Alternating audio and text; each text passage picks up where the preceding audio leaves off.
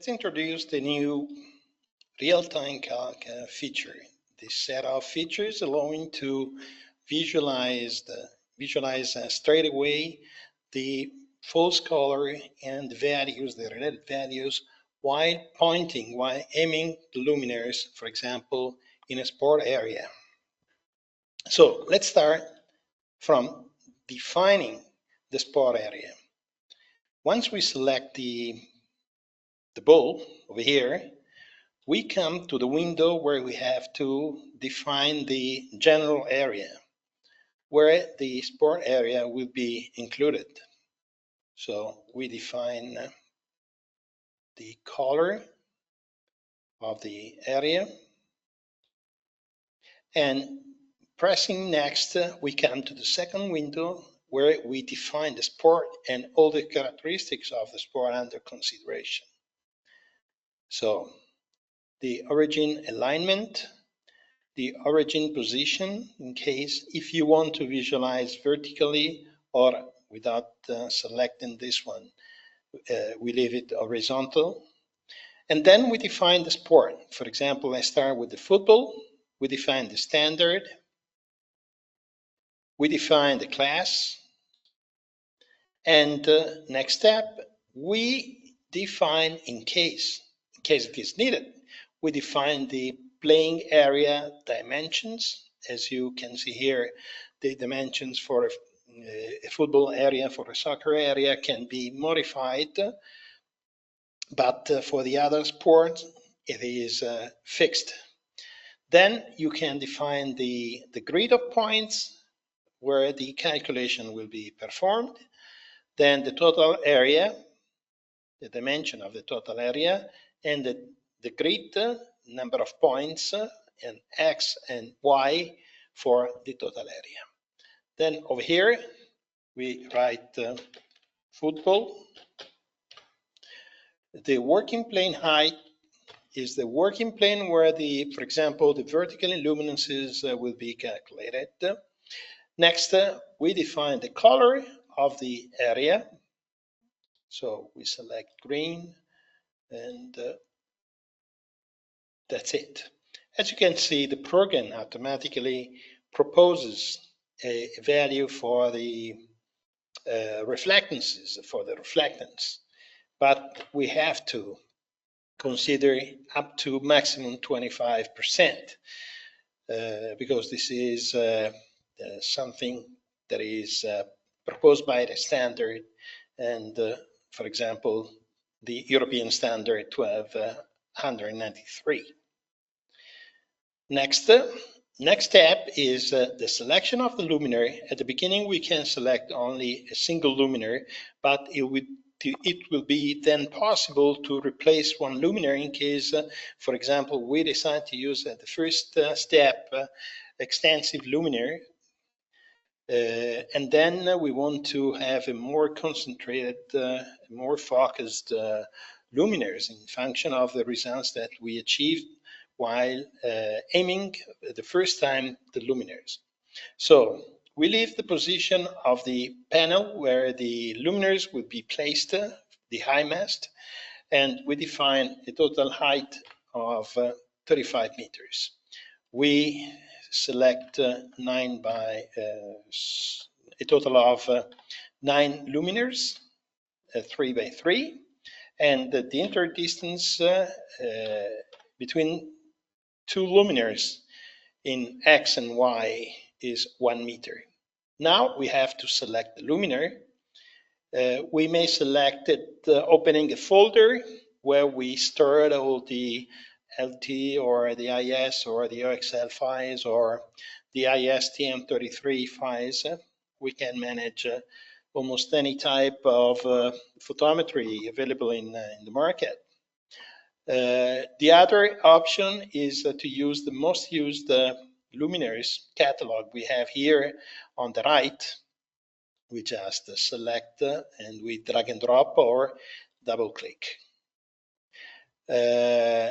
On the other hand, we can select the change luminary via the list win.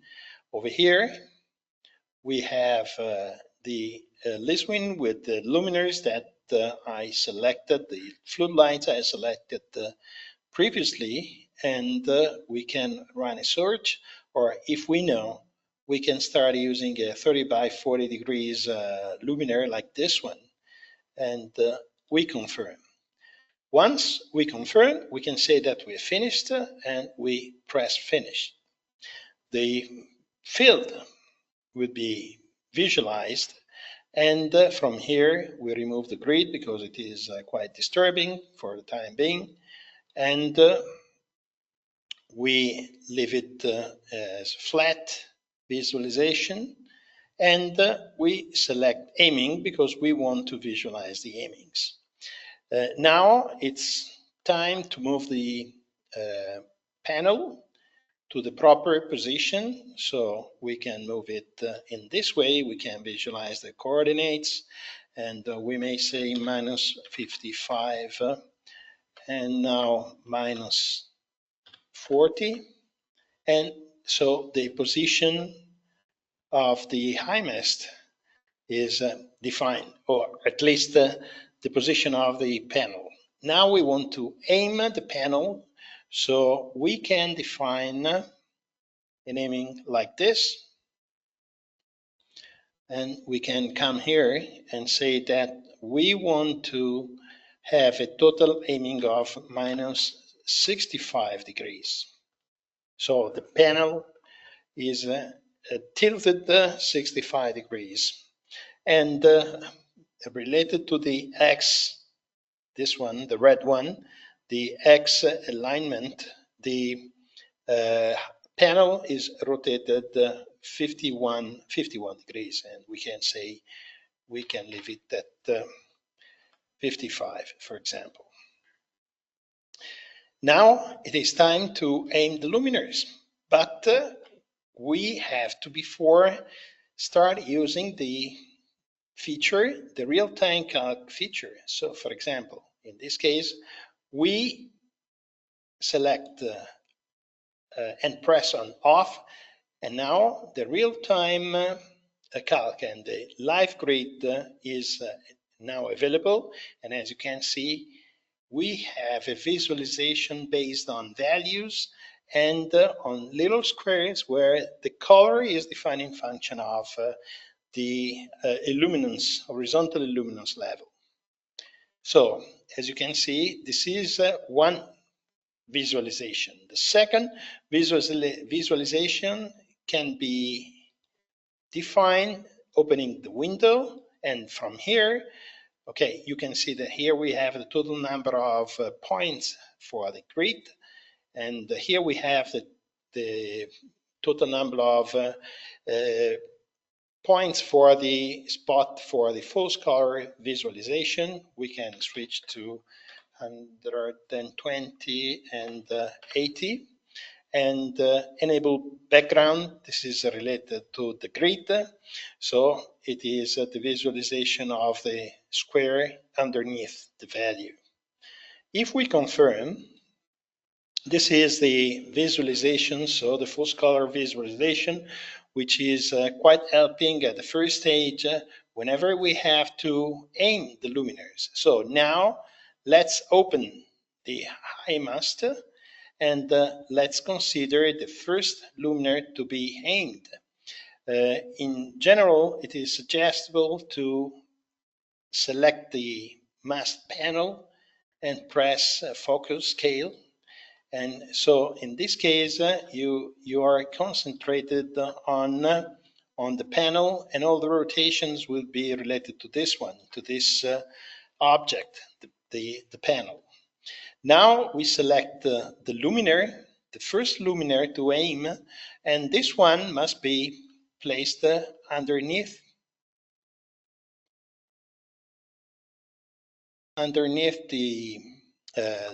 the high mast, because it is the luminaire placed at the first row that should be aimed.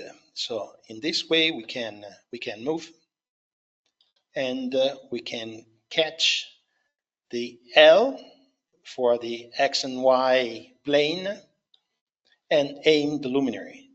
We press on the second luminaire, We move it in order to find the L on the ground, and we aim at the center. The third one, we move it back in this way, and again down here. Now we come to the second level, and it will be aimed over here. So number 4, I don't like it over here, and I move it. This one is okay, and this one must be aimed. As you can see, if you do not pay attention, then 2 luminaires were moved, were aimed. So I bring it back to the proper position. Now I come to number 5. So usually a second click is necessary, and we aim it at the center, and the other one is going in this direction. And then the latest row of luminaires, as you can see, this is not giving a very strong contribution because it is placed quite high.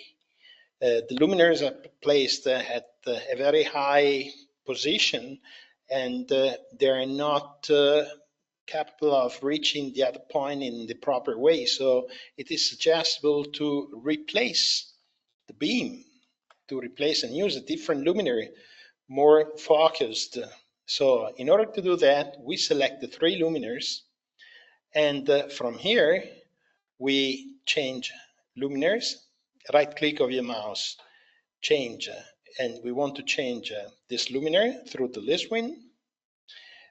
Square, we select this one, which is more focused, more concentrated, and okay. And now we recalculate. As you can see, we have stronger light now. This one, we move it a little bit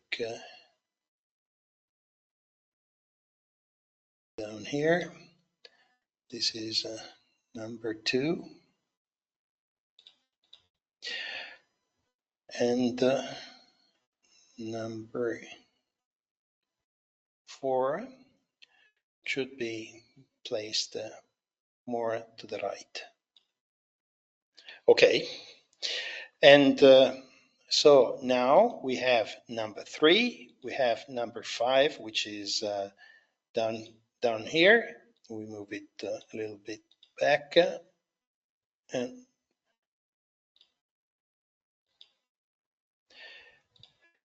and now we aim number 9 to the center of football pitch. Now let's say that we may consider this one as satisfactory, probably this one not, because it is a wide beam luminary, so we may change this one to another narrow beam luminary. So we go back and we can select this one. Select, we confirm, and we repeat. We have more light. Now it is the point to select the high mast and symmetrize the high mast. So the coordinate of the center of symmetrization is the center of the pitch. And the plane of symmetry, we have double plane of symmetry. So now we confirm.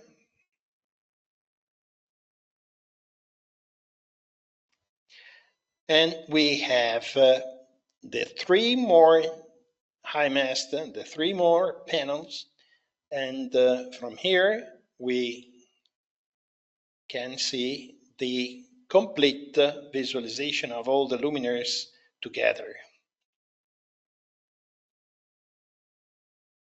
As you can see, this one is not working properly, so we have to work on the high mast one and move again step by step in order to focus the luminaire to the proper position. So, for example, this one should be here, and this one should be more in this direction, and number 7, if you cannot catch it from here, you can go to, we move it over here. So now we remove the other high mast, we select the first one, and we symmetrize. And now recalculate. It's a little bit better, but we have a problem with number 9 because we moved it to the lateral side of the area. So now we go back, we delete, we select the high mast, and now we symmetrize and we recalculate.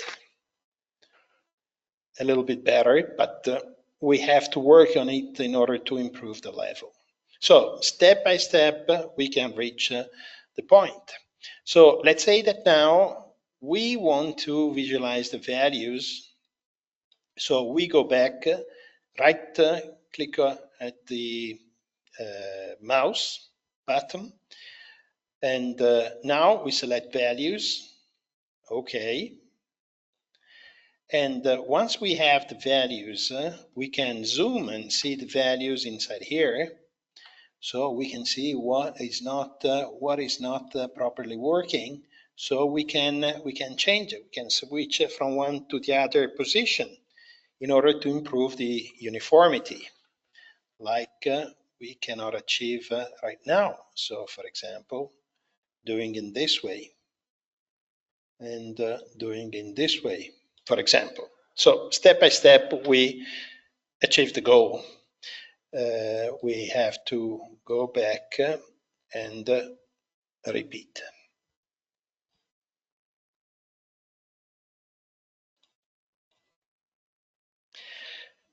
Now, let's say that we want to visualize in a better way the values. So we can press Ctrl at the keyboard, and if we select, for example, football, and this icon scale, automatically we can tilt it and visualize one by one the results in a much better way. It's clearer than before. So let's say that now, once we have finished to define the aimings of the area, we want to visualize straight away the values and how the lighting is influencing the tribunes. So in order to do that, we have to add another live grid. The live grid is the grid used by the real-time feature. So while the grid for the football pitch was automatically added by the program, the grid must be added manually. So we select this one.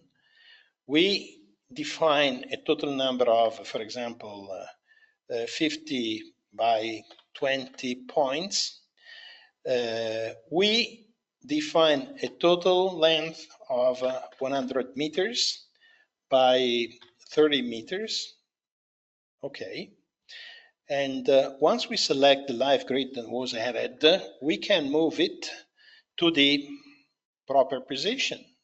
So in this case, we are aiming. So this is something that we don't want. We go back to 0 and we move the grid to the destination. Now it's flat, it's horizontal, and we have to tilt it along the x-axis. So we have to see the movement, the rotation in the counterclockwise sense. So for example, in this case, the rotation is along the x-axis. We have to place 45, because when it is counterclockwise, it is positive. So now we have the grid. We move to the side, and we see that the rotation was done along an axis which was part of the horizontal plane at 0. So we move it up and move it to the proper position. Now we go back to the previous visualization. We can see here all the values, but the values are not enough to give a proper idea. So we work in this way. We double the right click of your mouse button to the live grid we just had it, and in place of visualizing the values, we visualize the spot. As you can see here, we have other two options: level quantization and automatic saturation. So whenever we select live quantization, this section are editable, and we can define the minimum value and the maximum value, and the program will automatically split into X sections. Why? Once we select the automatic saturation, it is the program that automatically uses the minimum value and the maximum value and defines the different levels, X different levels for the visualization. Now you can see that this is the influence of the HMS to the tribune. Let's say that we want to add also on the other side, we select gain plus, we define a total number of 50 by 20. We select spot, and this one is 100 by 30. Okay, now we have the new live grid. We move it to the proper position. As you can see, we already have the visualization, the spot visualization. We now rotate this one minus rotation. It is now minus 45. We pull it up.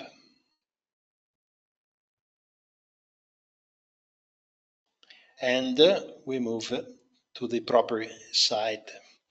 So you can see that now we have two tribunes and the visualization of the lighting on the two tribunes.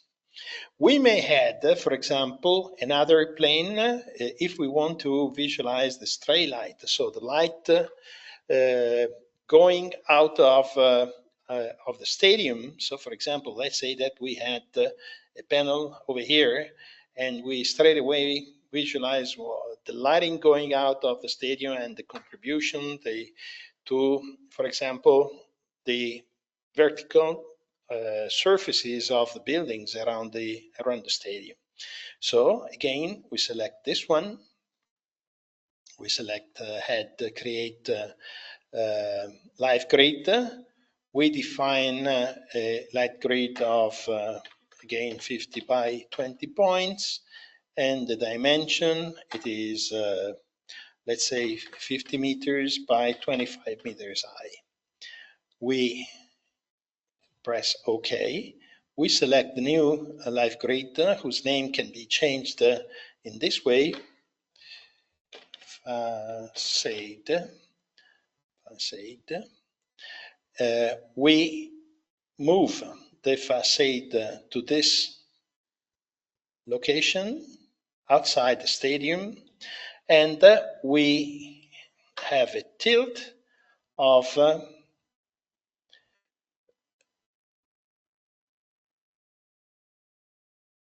90 degrees.